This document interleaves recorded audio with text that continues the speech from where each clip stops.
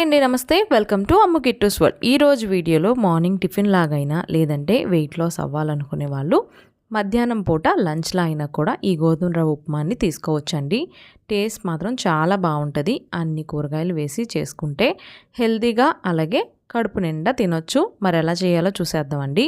ముందుగా ఒక స్టవ్ మీద ప్యాన్ పెట్టుకొని ఒక 2 to 3 స్పూన్స్ ఆయిల్ వేసుకోండి. ఆయిల్ కొంచెం హీట్ అయిన తర్వాత వేరుశనగ గుళ్ళని వేసుకోవాలి. ఇవి కొంచెం వేగిన తర్వాత ఇందులోనే తాలింపు దినుసులు, ఆవాలు, పచ్చెనగపప్పు, కొంచెం జీలకర్ర వేసుకున్న తర్వాత కొంచెం కరివేపాకును కూడా వేసుకొని ఇదంతా వేగిన తర్వాత చిన్న ఇంచు అల్లాన్ని ఇలా కట్ చేసి వేసుకోండి. అలాగే 3 పచ్చిమిరపకాయలను కూడా వేసుకొని ఇవన్నీ బాగా వేగిన తర్వాత ఒక పెద్ద ఉల్లిపాయని ఇలాగ తరిగి వేసుకోండి.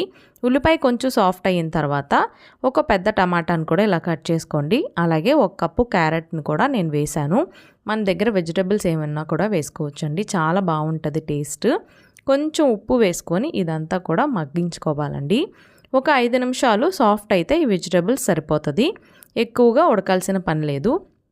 ఇప్పుడు ఇందులోనే 1 కప్పు గోధుమ రవ్వకు గాను 2 కప్పుల వరకు నీళ్లు పోసుకోవాలి. ఇక్కడ నేను వేడి నీళ్ళు పోసానండి.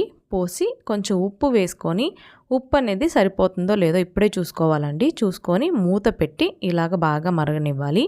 ఇలా మరిగేటప్పుడు ఇందులోనే 1 కప్పున్నర వరకు నేను గోధుమ రవ్వ తీసుకున్నానండి. అంటే నేను ఇక్కడ 3 గ్లాసుల వరకు వేడి నీళ్ళు పోసానన్నమాట. ఇప్పుడు ఇదంతా కొంచెం ఉడకనివ్వాలండి. ఒక 3 వంతులు ఉడకనివ్వాలి. ఉడికిన తర్వాత మూత పెట్టి లో ఫ్లేమ్లోనే ఒక 10 నిమిషాలు మగ్గించుకున్నారంటే గోధుమ రవ్వ ఉప్మా రెడీ అయిపోతుందండి. చూసారు కదా, ఈ కన్సిస్టెన్సీ వచ్చిన తర్వాత మంటని లో ఫ్లేమ్లో పెట్టుకొని ఒక 10 నిమిషాలు మగ్గించుకోవాలి. అంతేనండి. 10 నిమిషాలు అయిన తర్వాత పొడి పొడిగా ఉండే గోధుమ రవ్వ ఉప్మా రెడీ అయిపోయింది. తెలియదని కాదండి, తెలియని వాళ్ళ కోసం ఈ వీడియో. నచ్చినట్లయితే తప్పకుండా మీరు కూడా ట్రై చేయండి. అలాగే ట్రై చేసిన తర్వాత ఎలా కుదిరిందో కమెంట్ చేయండి.